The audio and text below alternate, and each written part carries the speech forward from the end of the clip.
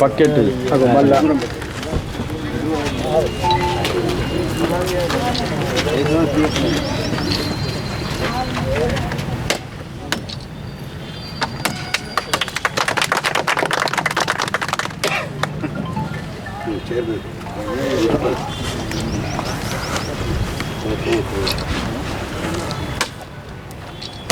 నారాయణనా వచ్చాక మొదటి కొబ్బరికాయ ఎన్నడూ మరి కూర్చుంటావు కుర్చీలో మంత్రి గారు ఎప్పుడు రవితాండ్రే లక్ష్మణ్ కుమార్ గారిని ఫస్ట్ పరిచయం చేసింది తనే నాకు సకల పిల్లలు ఒక పెళ్లి చదువుకున్నదే సార్ ఏడీ గారు జియో గారు రాలే అగ్రికల్చర్ సైకిల్ ఎవరు వచ్చింది ఏడీ గారు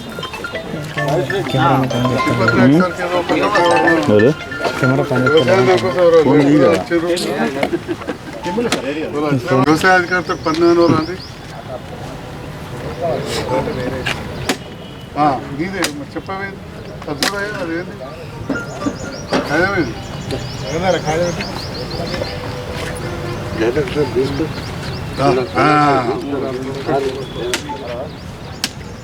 సార్ నారాయణ కుట్టామా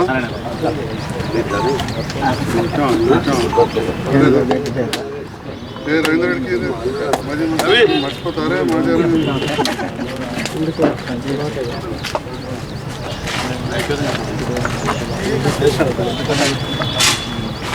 పాస్ అయిన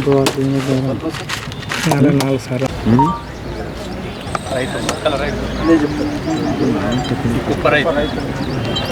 మొక్కల రైతట మరి ఇయ్యాల మొక్కలు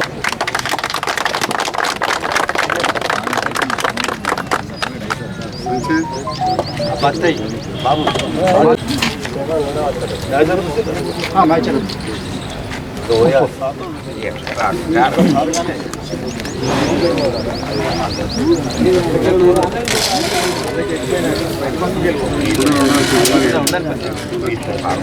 నంబరు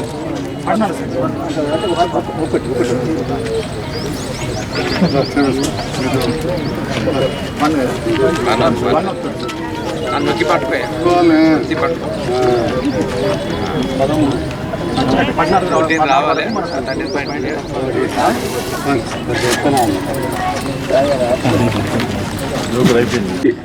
సహచర డైరెక్టర్లు అందరూ స్టేజ్ మీదకి రావాల్సిందే కోరుతున్నాను. మరియు మాజీ మున్సిపల్ చైర్మన్ గిరి నాగభూషణ్ గారు స్టేజ్ మీదకి రావాల్సిందిగా కోరుతున్నాను. చేపట్టకు నిర్ణయించినారు, వారికి ధన్యవాదాలు. మరియు మన కొనుగోలు కేంద్రాలకు మన అన్న సంజయ్ అన్న ముఖ్యంగా చాలా కృషి చేసి ఈ యొక్క మన జగిత్యాల నియోజకవర్గానికి మొట్టమొదటిసారిగా ఇక్కడికి కొనుగోలు కేంద్రం తీసుకొచ్చినందుకు వారికి ప్రత్యేకమైనటువంటి ధన్యవాదాలు. మరి మన మార్కెట్ మీకు తెలియంది కాదు, ఎన్నో సంవత్సరాల నుంచి గత కొన్ని సంవత్సరాల నుంచి ఎంత కొంత లోపలికి ఉన్నా కానీ ఈ రాష్ట్ర ప్రభుత్వం రైతుల సంక్షేమం దృష్ట్యా పనిచేస్తుంది కనుక ఈ కొనుగోలు కేంద్రాన్ని, ఎందుకంటే రైతులు నష్టపోవద్దని బయట ట్రేడర్స్ ఏవైతున్నాయో 1500-1700కే కొనుగోలు చేస్తున్నారు. మన ఎంఎస్పి రేటు 2400 ఉన్నది కనుక ఈ రైతులు నష్టపోవద్దని మన ప్రభుత్వం పరిష్టాత్మకంగా ఈ యొక్క కొనుగోలు కేంద్రాల ద్వారానే మక్కలు కొనుగోలు చేయాలని, రైతులకు ఎలాంటి నష్టం కలగద్దని భావించినందుకు వారికి మన రాష్ట్ర ప్రభుత్వానికి మరియు మన ఎమ్మెల్యే గారికి ధన్యవాదాలు. ఈరోజు మన రాష్ట్ర ప్రభుత్వం మక్కలకు 2400 మద్దతు ధర ప్రకటించి రైతు పక్షపాతిగా ముందుండి నడిపిస్తుంది. బయట 1500 నుంచి 1800 కొనుగోలు చేస్తున్నారు. అయినా ప్రభుత్వానికి నష్టం వస్తుందని తెలిసి కూడా రైతుల గురించి ఆలోచించి మన ముఖ్యమంత్రి గారు, వ్యవసాయ శాఖ మంత్రి తుమ్మల నాగేశ్వర రావు గారి ఆధ్వర్యంలో ఇంత మంచి కార్యక్రమాన్ని చేపట్టి మన సంజయ్ అన్న గారు మక్కల ఫస్ట్ ప్రారంభించింది ఇక్కడే కాబట్టి మన సంజయ్ అన్న గారి చొరవతో ప్రారంభించుకోవడం జరుగుతుంది. రైతుల పక్షపాతిగా మన ప్రభుత్వం పనిచేస్తుందని తెలియజేయడానికి ఇది ఒక నిదర్శనం అని తెలియజేసుకుంటూ మరొకసారి ఇక్కడికి విచ్చేసిన పెద్దలందరికీ నా హృదయపూర్వక నమస్కారాలు. ఆనాడు కాంగ్రెస్ ప్రభుత్వం పెద్దలు పెట్టింది, ఇప్పటి ప్రభుత్వాలు కాదు. మరి మన గౌరవ ముఖ్యమంత్రి గారు ప్రతి నిత్యం రైతుల గురించి ఆలోచిస్తూ రైతులకు ఏ రకంగా లాభం చేయాలనే ఆలోచనతోటి ముందుకెళ్తున్నారు. అలాగే విద్య మీద, వైద్య, ఇవన్నిటి మీద దృష్టి, ముఖ్యంగా రైతులు విద్య వైద్య మీద బాగా కాన్సన్ట్రేట్ చేసి ముందుకెళ్తున్నాడు.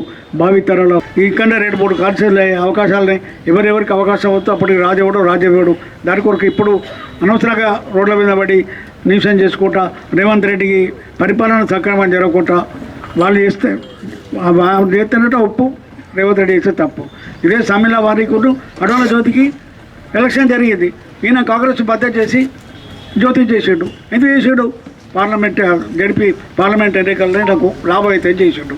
ఇలా ప్రభుత్వం పడిపోతుందని సంజయ్ కుమార్ గారిని రేవంత్ రెడ్డి తీసుకున్నాడు. తప్పేపుడని నువ్వు సపోర్ట్ చేసి టీఆర్ఎస్ వాళ్ళు నువ్వు సపోర్ట్ చేసి చైర్మన్ చేసుకొని నువ్వు పార్టీలో కలిపితే తప్పలేదు. కానీ సంజయ్ కుమార్ ఆయన రేవంత్ రెడ్డి ఆయన ప్రభుత్వాన్ని నిలదొక్కడానికి సంజయ్ కుమార్ని పార్టీ తీసుకుంటే తప్పంటే ఎట్లా? అవసరాల కొరకు తీసుకుంటాం. మనకేం కావాలి, మన విషయాలు మనోడి సాధించుకొని పార్టీని ఎట్లా డెవలప్ చేయాలి అని చెప్పి మనం ముందుకెళ్తే బాగుండేది. ఏది ఏమైనా ఆయన పార్టీ వెళ్ళడం దురదృష్టకరం. ఎందుకంటే రేవంత్ రెడ్డి గారు యాక్టివ్గా అన్ని డెవలప్మెంట్ చేసుకునే టైంలో మళ్ళీ ఇప్పుడు అంత ఒక నేషన్స్ తయారు చేస్తున్నాడు. మరి ఒకసారి బాగా అనిపిస్తున్నది. అని ఇప్పటికైనా మనసు మార్చుకుంటే సంతోషం అని చెప్పి ఈ సందర్భంగా తెలియజేస్తూ మనం అందరం కూడా సంజయ్ కుమార్ గారికి అండగా ఉండి రేవంత్ రెడ్డి గారి మద్దతు చేస్తూ ఈ ప్రభుత్వాన్ని ముందుకు తీసుకెళ్ళడానికి అతొకరు కృషి చేయాలని చెప్పి కోరుతూ సెలవు తీసుకుంటాం. జై హింద్, జై కాంగ్రెస్. రైతు పక్షపాతిగా ఉండాలని చెప్పి వారు కోరుకుంటూ రైతుల కోసం కార్యక్రమాలు చేసే దాంట్లో వారు ముందుంటున్నారు. అట్లనే సామాన్య కుటుంబంలో పుట్టి సర్కార్ బల్లే చదివి పిల్లలకు ఎంతో మంచిగా విద్యని ఇవ్వాలి, అదేవిధంగా వైద్యాన్ని ఇవ్వాలి అనే గొప్ప ఆలోచన. కానీ ఇటువంటి సందర్భంలో కొన్ని ఆచరణలో లేట్ కావచ్చు. కారణం ఏంటంటే మనందరికీ కూడా తెలుసు, రాష్ట్ర ఖజానా కాలేంది, పైసలు లేని పరిస్థితి. అచ్చం మంచిగా అర్థమయ్యే భాషలు చెప్పాలంటే పైసలు లేవు, అప్పులు ఎక్కువైనాయి. ఇక నేను ఎవరు విమర్శించా, కానీ ఇప్పుడు నేను ముఖ్యమంత్రితో కలిసి పనిచేస్తున్నా కాబట్టి ముఖ్యమంత్రి గారు చేసే మంచి పనులు మాత్రం ఖచ్చితంగా చెప్తా అని చెప్పి సందర్భంగా తెలియజేస్తున్నాం. ఎక్కడో ఒకడో కావాలని అనేటోళ్ళు తప్పితే చాలామంది దీన్ని ఆమోదించారు. అందుకే చాలా చోట్లలో నేను పోయినప్పుడు స్వాగతించారు. నా వెంట ఉన్న వాళ్ళని చాలా గ్రామాలలో పట్టణంలో గెలిపించారు. ఇంతకుముందు నేను చెప్పినప్పుడు కొందరిగా సోషల్ మీడియాలో, ఆ మీడియాలో, ఇంకెన్నో ఫోన్లలోనో కనబడితే ఓరుడో ఇక నడుతూనే ఉంటుంది రకరకాలు. ఈరోజు ఈ కార్యక్రమం మొక్కజొన్న కొరికే కార్యక్రమం. మొక్కలు పెద్ద ఎత్తున పండింది. ఒక జగిత్యాల జిల్లాలోనే 46,500 ఎకరాలలో పండింది. జగిత్యాల జిల్లాలో జగిత్యాల అర్బన్ రూరల్ మండలాలు కలిపితే 4,450, బీర్పూర్లో 841 ఎకరాలు, రాయకల్లో 7,850 ఎకరాలు, సారంగాపూర్లో 1,150 ఎకరాలు. ఇప్పుడు కడితే రూపాయి విలువ పెరిగిందని చెప్పి పేపర్లలో వచ్చింది. 93 నేను చదువుకునేటప్పుడు నాకు సెకండ్ మోటార్ కొనిచ్చింది మా నాన్న. అప్పుడు 8 రూపాయలకు లీటర్ పెట్రోలు.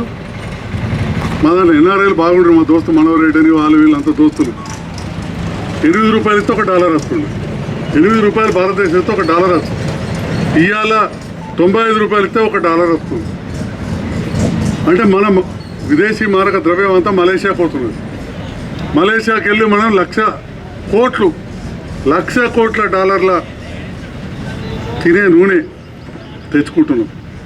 అంటే రైతులు దేశభక్తులు కాబట్టి, దేశానికి వెన్నుముక కాబట్టి, ఈ దేశం నిటారుగా నిలబడాలి, గర్వంగా నిలబడాలి, మన దేశం గౌరవం ఉండాలంటే రైతన్నలు ఖచ్చితంగా ఈ వడ్లు మక్కలకు బదులు మెల్లమెల్లగా మారాలి. మనం ఇదే పెట్టుకుంటూ పోతే అటు ఎఫ్సిఐ కొంటే దేశం కావచ్చు, రాష్ట్రం కొంటే రాష్ట్రం, రెండు నష్టాల పాలవుతాయి.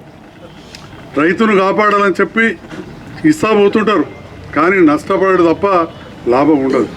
ఇటువంటి సందర్భంలో దేశానికి వెన్నుముకైన రైతన్న, ఆరుగాలం కష్టపడే రైతన్న మరి తప్పకుండా కొంత పంట మార్పిడిలో పొలంకెళ్ళి మొక్కలకు వచ్చారు, కానీ అది కూడా రేటు తక్కువ ఉన్నది. క్లియర్ కట్గా డిమాండ్ ఉన్న పంటల వైపు మనం పోవాల్సిన అవసరం ఉంది అని చెప్పి ఈ సందర్భంగా తెలియజేస్తూ, మన అందరూ రైతుల అదృష్టం బాగుండి ఇప్పుడే పసుపు చెప్తున్నారు 12,000 చిల్లర ఉన్నదని. ఇక చెప్తారు వాళ్ళు మేము పసుబోర్డు పెట్టట్లేదని. ఒక్క పసుబోర్డు పెడితే పసుపు ధర పెరగదు. ఇవన్నీ వాణిజ్య పంటలు ప్రపంచ మార్కెట్ మీదకి డిమాండ్ అయ్యి నిర్ణయించబడి ఉంటాయి. కాబట్టి ఆ పసుపు ధర కూడా మంచిగా ఉన్నది, కొంత వరకు సంతోషం. ఈ ధర ఇట్లే మెయింటైన్ కావాలి.